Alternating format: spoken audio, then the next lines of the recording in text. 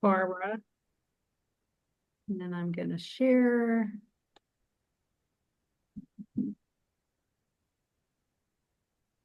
And then get rid of this little guy.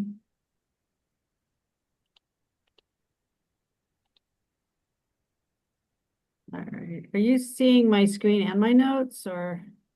Yep. Yes? Yes. Yeah. We're seeing the notes and the slide. Well, I don't know how to fix that.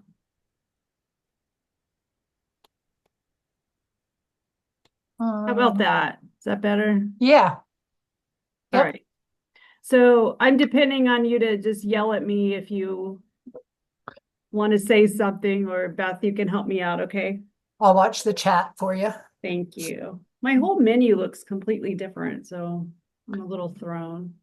Things keep changing on us. You know, that's a hobby of like software companies. They just Yep. change stuff and don't tell you, and you figure it out the hard way. Okay. Yep. Well, welcome back from the holiday break, everyone. I hope you all had a wonderful holiday season. Some big events happened for some people, some good, some not good. Chris got her son married off Woo woo. after all these years.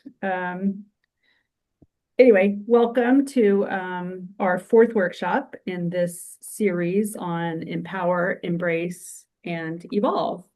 As always, I like to start with a review. So let's go through each of these. Empower means to give someone the authority or power to do something. Embrace, to accept or support willingly and enthusiastically. And evolve, to develop gradually, especially moving from something simple to something more complex.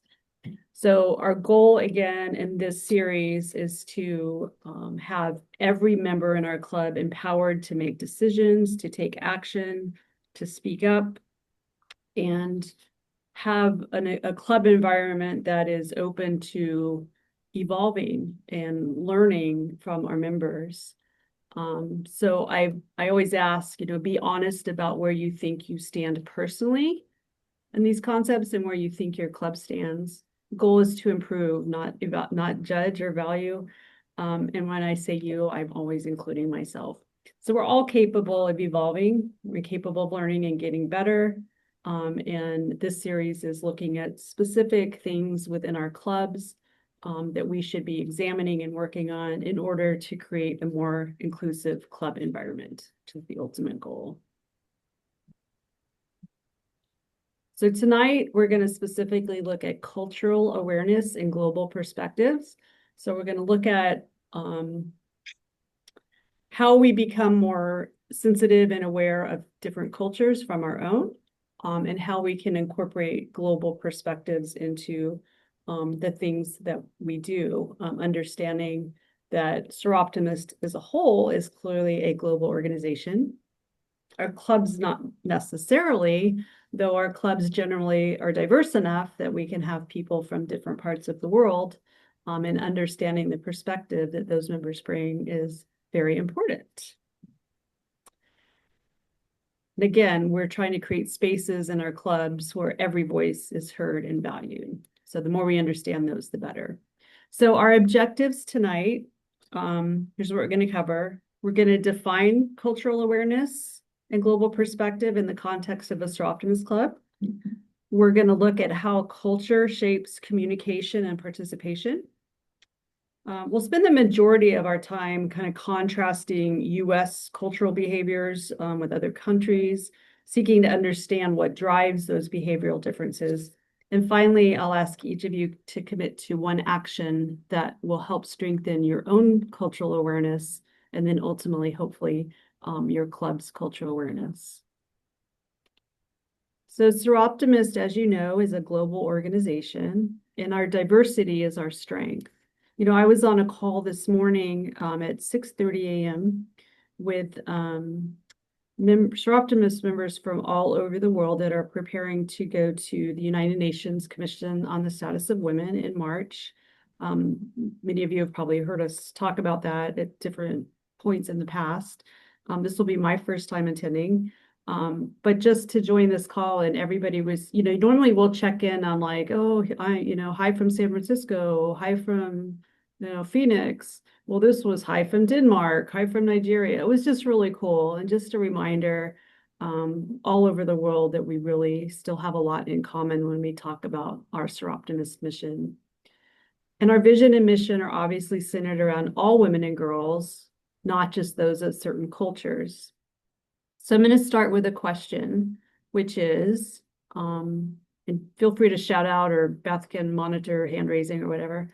What helps you feel welcomed and valued in a group of any kind? But what are the specific sorts of things that happen that make you specifically feel welcomed? Donna, I do see your hand raised. Right away, a smile. Okay. Just Perfect. something as simple as a smile.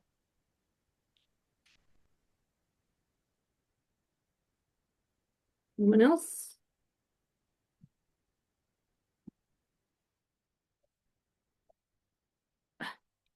Did my screen go off?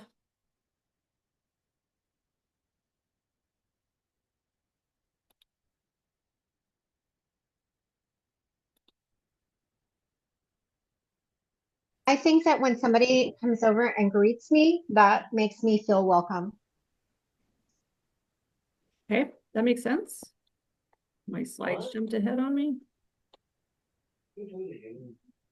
Yeah, that's a big one for me. I'm not the most likely to initiate a conversation. I'm definitely on the more introverted side. And so when I walk in a room of strangers, someone approaching me to say hello makes all the difference in the world about just feeling like I'm even in the right place. Anyone else?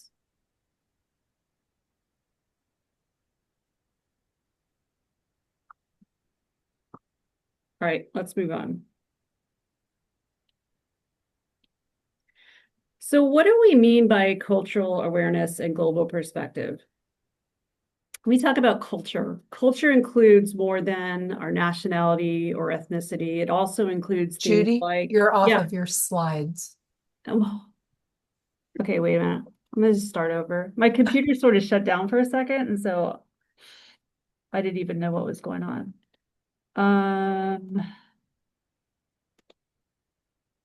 Let's just do this again.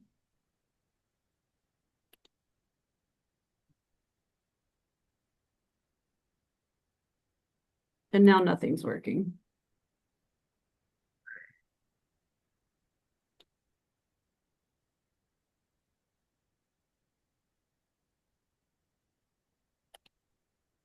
Why isn't it working? Computers, we love them and we hate them at the Oh same my God, time, I've right? had such a day and with my computer. Like, Now, notice Judy's pointer or the arrow. It's big. It's don't really judge nice. me. Don't judge me. Okay, here's what's No, I gonna like it. happen. I made I'm just mine gonna bigger. kind of like do this because I don't know why it's not working. Okay. Sorry. As long as we can see the slide that you're talking Here's where we about. are. Just a picture. Okay. Ooh, Okay. Now are we good? I apologize. looks great. Okay. Culture includes more than nationality or ethnicity. It also includes language, communication style, age, generation, family roles, caregiving expectations, education, professional background, religion, values, traditions, our relationship with time and authority and conflict. All of those things can help frame our culture. We tend to think of cultural awareness, and a lot of what we're going to be talking tonight is more about nationality, but that is not the only thing that comes into play. As Seroptimus, we know we've already said we're serving women and girls worldwide. Our members may have lived somewhere else. They may have worked somewhere else. They may have grown up in different countries, exposed to different countries. Many of our members have not. Many have grown up and stayed in the communities that they're in now. But even in a single community, whether it's a bigger community like Fresno or San Francisco or a smaller one, our experiences can vary widely, right? Not everyone's the same. So I want to just kind of talk for a minute about what are some of the cultural or lived experiences that are represented in your club. So what are some of the things that make your members a little bit different? You don't have to name anyone specifically, just the types of things. Anyone?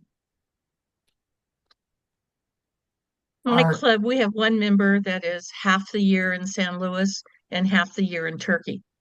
Oh, yeah. Wow. Okay. Donna has her hand up. Yep, Donna. I think in our club is the generations. Okay. Yep. In mine, our current president grew up in one area, lived in Europe in a lot of different places. She speaks like 5 different languages. Oh, wow. And yeah, so it's like she has this wealth of information and whatever. Sometimes I think that we're pretty much homogeneous, but that's not really true, you know? Yep. Even when we look alike, there's a lot of differences. Yeah. Some are young parents, some are parents of teenagers, some are parents of college age or adult children, some aren't parents at all, some are grandparents. Like there's so many different things, different phases of our own lives and our own experiences. I share often, you all know this, that I, grew up in an Army family and traversed the country repeatedly, staying in places, 6 months at a time. And, as a kid, that's hard. And the older you get, the harder it gets. When you're younger, even if you're a shy person like me, you can still make friends. And the older you get, the harder it gets because you're with these groups of people your age that have known each other in some cases their entire lives. And it really wasn't until I was an adult that I appreciated the kind of greater view I had of just this country. I mean, I've lived outside of the country only when I was born, but not for very long. And, whether it's a small town or a big town or there's just so many differences. And I'm grateful now for that experience that I wasn't grateful for when I was younger. What are some perspectives that you think are important to our clubs that we may not have? Like what's missing in terms of kind of seeing the bigger picture of different cultures and perspectives? I would love our club to be more representative of our community. In our community, there are, I don't know, 100 different languages spoken, I think.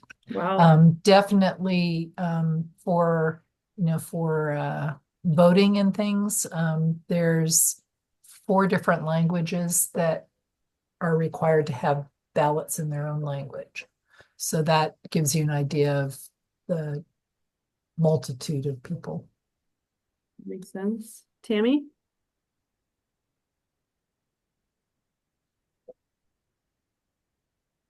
Can you hear me? Yes. Yes. Okay. I think that I would love for our club to see the global picture. They only see what's happening in Oakdale. I don't think they see all the things that SIA does or SI in general. I don't think they even know that we're part of the UN. I don't think they know any of that. I think they're very close-minded and only see very locally. And I would love for them to see the big picture. Okay. Charlotte just added more diversity, definitely. Yeah, we've talked about this before, and not trying to single any one culture, nationality, ethnicity out. But, when you look at the composition of our Live Your Dream winners in particular, not surprising, very highly Hispanic, and sometimes Asian, especially over here on the coast. Very much majority, if not a vast majority of our winners are like that. And our clubs in general aren't in the same way. some communities more so than others, some clubs more so than others. But like in my club, for example, we don't look anything like our award winners. They come from a totally different place than we do. And, we really try to incorporate them into our club as much as we can, as much as they're willing to kind of stay involved. But, we're making decisions about giving away money and in our programs, on behalf of a group of women that aren't necessarily well represented in our clubs, very well aware of that. Donna.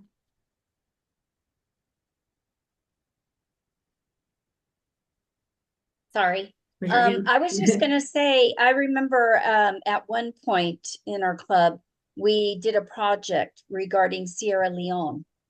Hmm. And it was super cool because, we predominantly have, mostly white people in our neighborhood. So to me, it was number one, we were talking about globally. Number two, it was like what was going on with these women, which I think gave us a whole different kind of outlook. And plus, we were all getting together as a club to see what we could do to help out with that project. So it was kind of cool. I really did like it. That is cool. Like, who has friendship links? I can't see your hands. I know, well, who stays in touch with their friendship links? If you know. Say what a friendship link is. I don't know It's what. afraid you're gonna ask me that. So friendship links are kind of connections that Seroptim or SIA will make between clubs in our country and clubs in other or outside of our federation. And so it's just kind of a friendship link is just a club that you kind of communicate with, and you can share as much or as little as you want.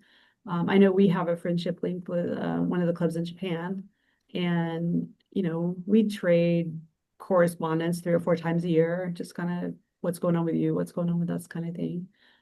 Doesn't have to be super formal, but it's a way just to kind of a reality check that, yeah, there's women on the complete other side of the world, facing a lot of the same obstacles we are in their communities. And so, yeah, something we can talk about more if it's something that you're interested in, because I do think it's a good way to kind of approach this topic that we're looking at tonight, which is just, what is happening in other parts of how does Seroptimus work in other parts of the world? We're curious about what happens within our own region in other clubs, but just learning how clubs operate in different parts of the world, I think would be really interesting. Denise? Sorry, I had to get the audio on. So I just recently in one of our meetings we talked about in the Seroptimus newsletter, they were talking about the camp in Kenya. Yeah. And so when we were talking about that, and I'm just that what you were saying just made me wonder, because I think it was sponsored by a Canadian Seroptimus. And I don't know if it was a specific group or if it was all of Canada or what, but I'm wondering did that evolve? You probably may not know this, but did that evolve from a friendship link, or is that one of the reasons why we have the friendship links, perhaps? Well, the friendship links have been around for a really long time. That particular program was set up by Sharon Fisher, who is a past SI president. She is from Canada. She's a member of SIA Federation. And I think it was part of I could be mistaken, but when she was SI president, I'm not sure what every SI president has used to be what's called a president's appeal. It's now changed because now there's this Seroptimus International Foundation, but I think it was kind of a project that she latched onto. And so she started the work, and then there's a group of women that go out there every year and work with this group of girls, and they have their own Seroptimus club now at that camp, which is pretty cool. But yeah, I don't know that it necessarily came from a friendship link. It's possible. I know that the call I was on this morning that I mentioned, the woman from Kenya who's very involved in that was on that call this morning. Debbie? This made me think about something I'd actually forgotten about, but I probably 8 years ago at one of our event, Classy Bag Affair, a lady that I worked with, she's Hispanic, she's Mexican. We were all up having our picture taken, and I heard her say to her daughter, "What's wrong with that picture?" And I realized what she meant was there was not one woman that wasn't white in our Yep. picture. And I thought about it ever since. And I don't know how to diversify our club. I mean, we're in Silicon Valley. You think we would, you know, be able to do that, but we just don't. And I wonder, and I asked her, I said, well, do you want to join? Of course, she said no. But, I mean, I was hoping, I don't know. I can see how people would look at that and maybe not feel like they could join. Maybe like we wouldn't be welcoming For to them. sure, for sure. That Yeah. makes perfect sense. And often, someone doesn't want to be the first, but Right. you kind of need Right. that one that's going to be the first, and then build around it. Like our club is completely evolved in that way. We have other challenges, but it takes one, and then create a safe environment, and then more will come. Yeah, it's a concerted effort for sure. You can't just passively hope it happens. Mm-mm. You have to, kind of brainstorm how to kind of drive that way, right? I mean, it's a good point though. I mean, really good point. Mhm. All right, let's move on. God, I don't even know what's going on here on my computer. What are you guys seeing right now? The little gears.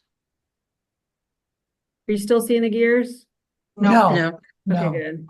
It's gone Yeah, to we're seeing the, hands and two faces. Perfect. So cultural awareness plays a pivotal role in how we interact and collaborate with people from diverse backgrounds. It can enhance our ability to be respectful, to show empathy, improve our ability to communicate and understand various cultural values. Half the battle is just being aware. You don't have to actually know anything about other cultures. You need to recognize that you need to learn and be aware, and that being open will go a long way. Cultural awareness is the recognition and appreciation of the difference and similarities between cultures. So being culturally aware means that you're conscious of your own cultural biases and perspectives, and at the same time are open to learning about and respecting the customs and traditions of others. It involves acknowledging that everyone's experiences are changed by their culture, that then influences their behavior, their values, and beliefs. So if you ever find yourself wondering, why does somebody do something a certain way? It could be a cultural difference that you're not aware of. It starts with self-awareness, like I said, self-reflection to understand your own cultural identity, which we talked about in our very first workshop. And then next, enhance your knowledge by learning about different cultural practices and worldviews. And finally, practice open-mindedness. We have to be willing to accept that there are multiple ways of viewing the world and viewing different situations. And most of the trouble we get ourselves into is when we don't recognize that sometimes there are multiple points of view and they can all be right. People just come at it from a different perspective. Okay. So this is going to be kind of the meat of the conversation tonight. So diversity is the tapestry upon which the story of humanity is woven. It is rich with varied patterns of cultural norms and behaviors that define groups across the globe. Cultural awareness is what allows us to understand this diversity, and it means recognizing that each thread of human tradition contributes equally and uniquely to the whole picture. So we're going to talk about some cultural norms. We're going to compare the United States to some other countries. And I will preface by saying these are super broad generalizations. So if I say something and say, well, in the US, we feel this way, and that's not you, it's okay. These are very, very broad. I'm not trying to stereotype or label any certain country or group, just some generalizations that I think would be valuable for us to understand. So I'm going to start with this. In the US, we tend, not exclusive, but we tend to value independence, personal choice, and self-expression. So the way this manifests in our clubs is by members expressing their opinions openly, prioritizing personal boundaries. I'm preferring to opt into a conversation rather than being mandated to participate in a conversation. So let's look at some other countries. For example, we're going to look at the same 4 countries for each example. In Japan, communication is much more indirect. Meaning is often implied rather than stated outright. So there's a lot of reading between the lines, looking at body language, looking at context, instead of just saying flat out, this is what I'm thinking right now. In Mexico, communication is much more expressive and relational. So it's centered much more about relationship to family, community. In Germany, communication is even more direct and precise than it tends to be in the US, a little bit more regimented. And in India, communication is often centered around respect and is very rich in context. Does that sound kind of on the mark for generalizations as far as how we tend to think of ourselves and our expression? It's not perfect. I think it gives us an idea. Next example. Americans tend to communicate directly and explicitly, though this can obviously vary by region, culture, personality, etc.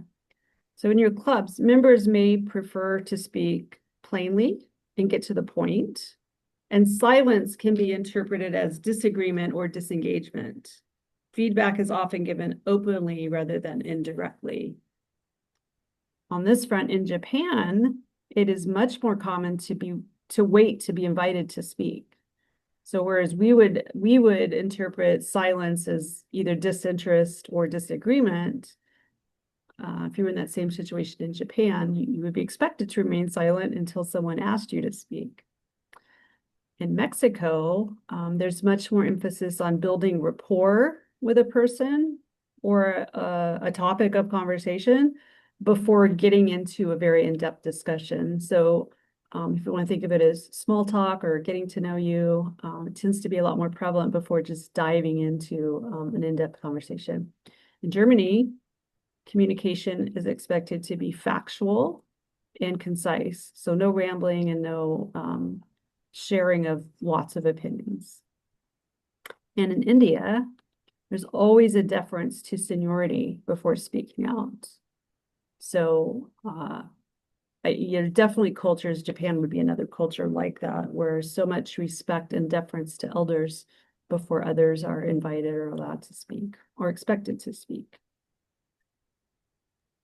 Another area. Yeah, go ahead. It's interesting that you use, or that you said that in our clubs, if people aren't sharing, they disagree.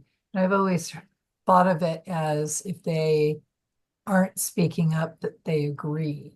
So I don't know which is more prevalent for people, but it could be. It depends on, if I ask a question and say, do you agree? And it's silent, that's one thing. If you say, speak up if you disagree and no one speaks up, then that's different, right? I think it depends on the context. Denise? I think also a big factor, at least in this country, is gender. And so, most of our groups are all women, but I think that in a group of women, if what you said is probably true, that if you disagree, oftentimes people will be quiet because they don't want to kind of upset things. But oftentimes men will just come out and just say, nope, I don't agree with that, and you're wrong or whatever, and just kind of explain why. So that's, I don't know, that's kind of my experience, but I think gender is actually a big role in a lot of these cultural interactions. good point. Oh, absolutely. I would agree for sure. And that's one thing I personally love about Sir Optimus. That's just one less obstacle. Like I don't need a man talking over me and explaining and pretending they know more than I do. And not that they don't sometimes, but it's just one less obstacle we have to deal with. Janice? When you talked about, the silence, whether are they agreeing or disagreeing, to me, that's sometimes where you get into the ambiguity of body language. Yep. Are they sitting there with their arms crossed? Are they sitting there just totally engrossed in the conversation uh, to read which way they're leaning? Yep. You're right. Okay, let's talk about doing things on time. So punctuality and efficiency are often, now you may disagree with this, but often more emphasized in the United States. So this means our meetings are expected to start and stop on time. It's not a suggested time. We're not perfect, but generally speaking, a 7:30 meeting is a 7:30 meeting. Long introductions, side conversations, kind of small talk that delays starting a meeting can be very frustrating for some of us.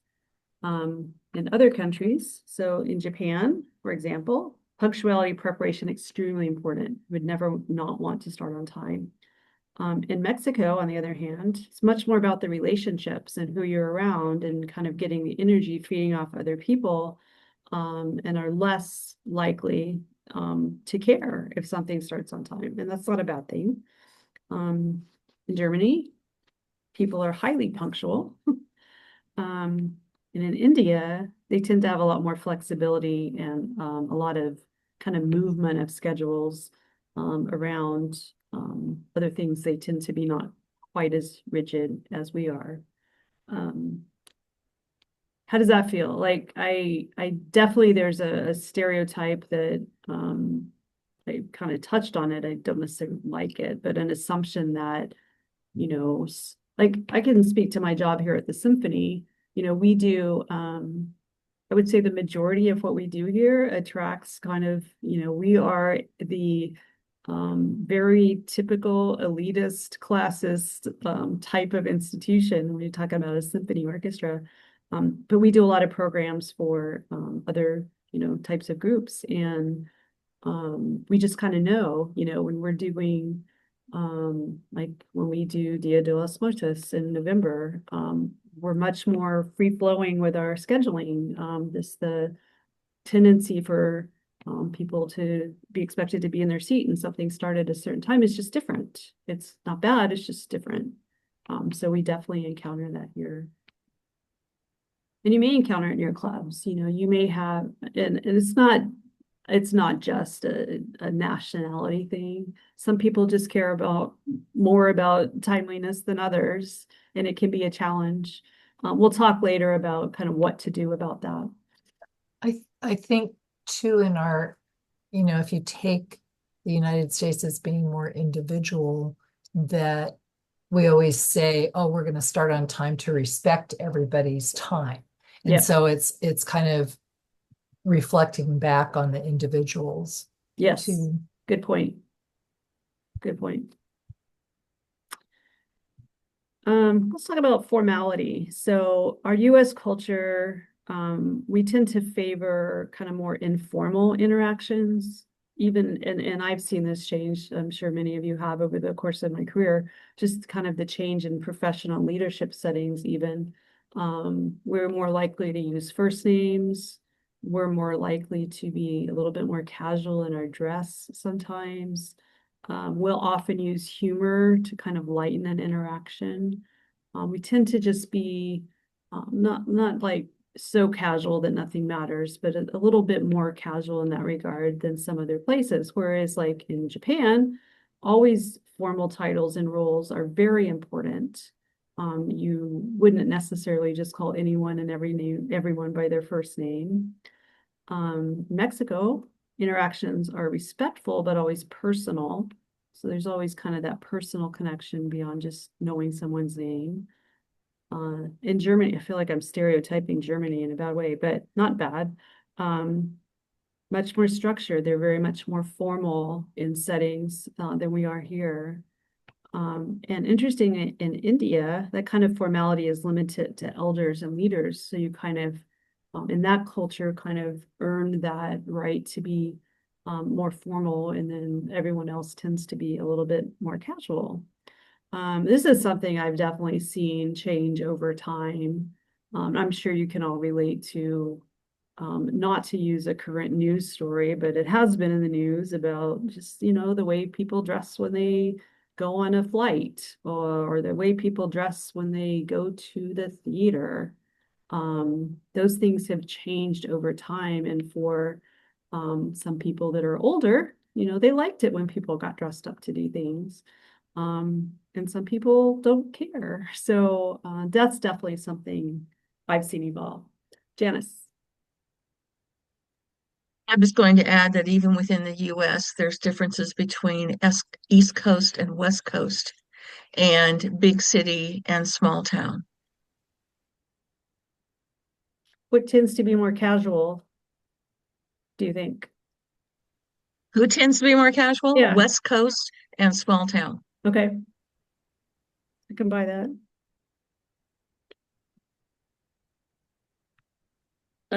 Okay, let's talk about volunteering. So we're all volunteers, right? How is volunteering approached in different cultures? So in the US, it's most often framed as kind of a personal passion rather than some sort of collective or expected community obligation. We choose to volunteer because we choose to, not because someone tells us we should or have to. And we tend to choose to volunteer in areas that mean something to us. Not so in other countries. In Japan, there's very much a focus on group-oriented service. So it's kind of more of a community expectation to serve and to do it together. In Mexico, very much community and family-oriented. Families tend to do things together, and as opposed to just individuals. In Germany, volunteering is very organized and structured. Like it happens, and there's a way to do it, a right way and a wrong way. And in India, it's really kind of considered a duty and expectation to serve your community, to volunteer. So while it's always optional, it's more of an expectation in some cultures than others. And so in our own, in here, where it's a little more less of an obligation and more of a personal passion, we even more compelling for us to kind of protect people that are choosing this of their own will rather than out of some expectation. Beth? Just wondering, in the different countries, is it also corporate, meaning the corporation will assist a particular kind of service? Or Yeah, I think that's really likely. I know in some places it is. I think I feel Germany like probably an Japan example of is. that. Japan Yeah. maybe. Yeah, Okay. can definitely be because it's a community-oriented approach rather than individual. It's definitely, like I said, Mexico's like more likely to happen through like a family, whereas in like Japan, it might be more likely to happen through a work situation. Donna? I kind of agree with Beth. I know when our hospital here, the employees would get, they called them angel points. So they were expected to do a certain amount of volunteerism for the hospital in, towards the community, that type of thing. And then if we look at the students in high school that have to have service hours Yep. to graduate, that type of thing. Yep. You're right. You're right. The point of all this that I want to leave you with is not just that different cultures do things differently, because they do, but why? So in order for us not to place a value judgment or bias on a culture that does something differently than we do, it's incumbent upon us to understand. So when we kind of look at, I've only just chosen 4 countries somewhat at random to look at, but if we kind of look at the themes around each one, we realize, to look at Mexico, for example, very much family and relationship oriented. And so they're kind of need to not necessarily be on time or to take more time to kind of get to know you before just jumping right into the meat of something, because of how the way that they value their family and community differently than maybe some of us do. I think it's really not just understanding the differences, but understanding the why. It's what's really going to allow us in our clubs to be so much more open and accepting, and less critical, less biased against actions that are different than our own. I hope that makes sense. So, which leads right into the next thing, which is kind of personal commitment that each of us can make. So I'd like you to just take a moment. You don't have to decide right now, but just think about it. One action that you can take to improve your cultural awareness. So what's a practical, tactical thing that you can do to help you be more culturally aware? I'll give you some examples. It could be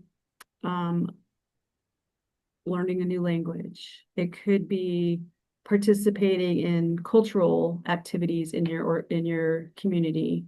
If there's a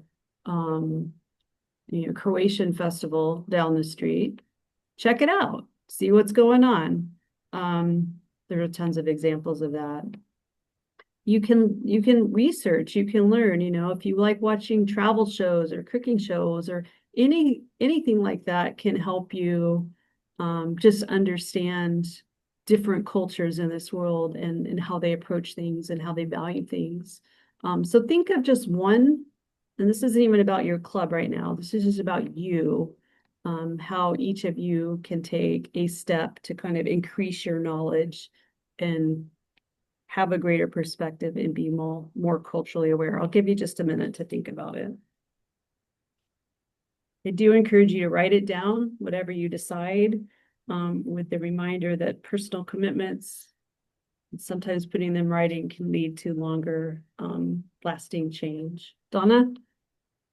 Well, I was thinking as you were talking about all of this, and one of the first things I thought about is when we did our children's event that we would do for our community, we'd have a couple of Hispanic ladies that were well known in our community, and they would come and help us. They would volunteer, but then they never joined the club, which, or they'd come to events, but they wouldn't join the club. And I always wonder, why is that as far as that goes?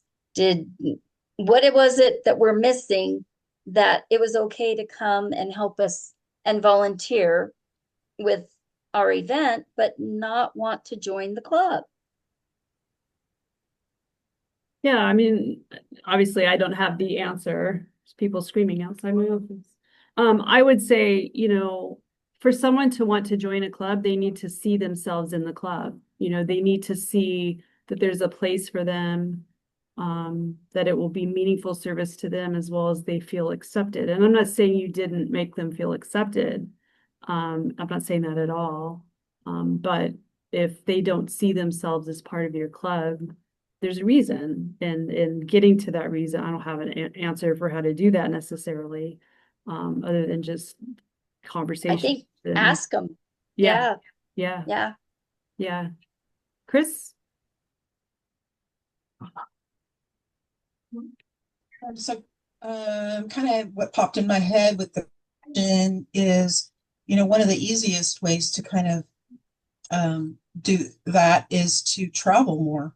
Yeah. Right, Jim? I wonder where I got that, but I mean, honestly, when you do stuff like that and travel to areas that you've never been there, you immerse yourself into the community, you eat at the local shops and things like that, then you really get a different perspective. That makes a lot of sense. Thank you. Janice? I was just going to tack on to Donna's statement that what I'm guilty of is I don't ask them to join. So they may come, they may volunteer, they may support us, but did anyone actually go up and talk to them and say, we'd like you to consider membership. This is what we do. We just assume they know about us. And I am the number one guilty person of not asking. You're not alone. Charlotte? Hey, of course, I have to piggyback on that one. Janice, I think that's wonderful that you know, admit that because awareness is so important. Like, that that's what you're guilty of. So I think a lot of us are, right? And we have to be more intentional. But I want to say that asking someone really makes them feel special.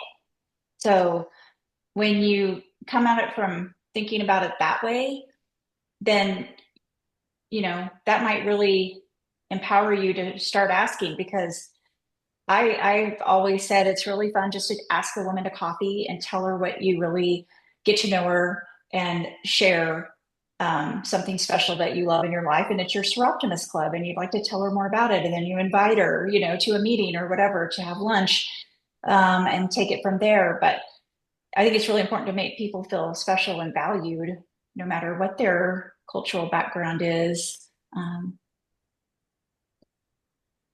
Thank you. Denise? I think one of our meetings, we talked about this, thinking that we wanted to try to get some younger people involved because everyone in our group is, older. About half of us are working and half of us are retired. And one of the issues we think is the cost of membership. And so we were trying to brainstorm ways of maybe getting students having some kind of discount where they could still be part of everything that's going on without having to pay as much in membership dues. So that's one of the issues. And I think another issue is sometimes people like to volunteer, but they don't like to commit. They don't like that. Oh my gosh, I have to come once a month. And okay, you're going to ask me to be president, I know. And which happened to me. So, that I think that's part of it as well. So I think we're, dealing with a lot of different things here. Yep. Nobody said it was going to be easy. Well, I personally am about 3 months into trying to learn Spanish. Don't laugh if you try to hear me say something. And I'm looking forward to, I kind of started a little bit already, but I'm looking forward to kind of diving in and understanding more about South Korean culture before we go out there in July. So any of you that are planning to go to the convention and want to study what we're getting into when we get there, I'm on board. I'm looking forward to watch a few K-dramas. Just kind of learning, to read. I like to Chris's point, before I go somewhere, I always try to read the tips on, what's different about that culture that you need to know. Do you tip or not? Do you bow? Do you all the different things that could happen that we see conceptually, and just to understand before I go. Tammy? Okay. To what you just said about learning the Korean language, I started doing that on Duolingo, and I have to say that I do not recommend it because most languages, they put in there the actual words in English so that you can read what you're learning. But on Duolingo, they put the symbols from the Korean symbols. So you don't know what they are unless you have some kind of map. Anyway, so I found it really hard. So I kind of just Googled some words and oh, how do I say this? It was much easier for me. And I still don't have them down, but I also Googled the food because I want to know what I'm eating. But I'm just weird like that. The food's gonna be good, that I know. Yeah, and I if it makes you feel better, I have learned that most Koreans speak enough English for us to get by, and most signs are in both Korean and English. So the world That's adapts fabulous. to us. We don't adapt to the world, but we need to change that. So, yeah, lots to learn. I'm looking forward to it. Just kind of finally, I've said this before, just a reminder, when we talk about being inclusive and mindful of different cultures in our clubs, no matter how we define that. We've talked very much about nationality, but we talked about some other things too. It's not going to happen overnight. This is a long-term practice. And as members come in and out of our clubs, we need to kind of constantly revisit this learning. It's a mindset, to occasionally, like at the very beginning, when I asked what makes you feel welcome in a group, often there's like that one person that just really is good at it, is looking out for someone that's alone or sitting alone or in the back of the room, or there are people that have that talent that just innately are looking to be inclusive, but many aren't. And not that that's bad. It just means more work for those of us that aren't naturally inclined that way to really be focused and thoughtful about how we are approaching with our language, with our actions, our, body language, words, all of it matter in terms of helping people feel included. Every conversation that we have is a chance to build trust, respect, kindness. And so this stuff is, I'm a lifelong learner. I think you all are too, because you're hanging in here with me. And all we can do is continue to learn. And I think demonstrating a learning mindset goes a long way and can help people be very forgiving when we make mistakes.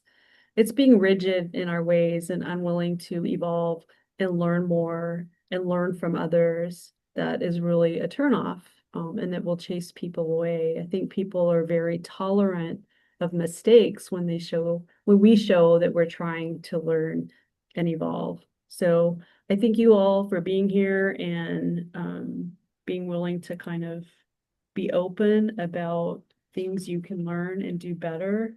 There's always more to learn, and I think this is a fun topic, right? To just really keep your eyes open every time you're interacting with your club, and maybe see things a little differently than you did before. Look for the differences and look for opportunities to intentionally be more inclusive and welcoming. And I think that will serve us well in the long run. Judi, you may not have seen this in the chat, but Chris talked about going to Instagram, looking at Mind Over Matter, and her kids have some information about when they went to South Korea. So, oh my gosh. So Chris I'm is definitely the going wealth to of check it out. knowledge. Tammy said she was going to check it let's out. definitely check that out. Thank you, Chris, Good to for letting us know. know. What I really want to do is just not make a fool of myself when I step off the plane. I'm like, I don't expect to know everything, but enough to be respectful and not intentionally disrespectful, unintentionally. I would never be intentionally disrespectful, but unintentionally disrespectful. And so what is just a few things that we need to know anytime we go anywhere? It could even be within our state, just going into a different community. Just being mindful that you kind of an outsider at that time and need to respect the environment you're stepping into. Tammy, you look to you to interpret the signs. The little squigglies. Consider you the expert. Just don't try to write kanji. Absolutely not. No. All right, we'll learn together. Definitely. We will learn together. Next up, I believe, correct me if I'm wrong, anybody? I think our next topic is creating an inclusive club environment, which is kind of starting to bring some of this stuff full circle and practical, tactical ways to kind of put some of this learning into action. And that in this thread, we have coming up a workshop on event and risk management. Doesn't that sound exciting? Different topic altogether, but very important, I believe. So hopefully you or others from your clubs can attend that as well. Thanks for being here. Good to see you. Yes. Thank Thank you, you. Judi. Some of you soon. Thank you so So, much. Thank Bye, you. everybody.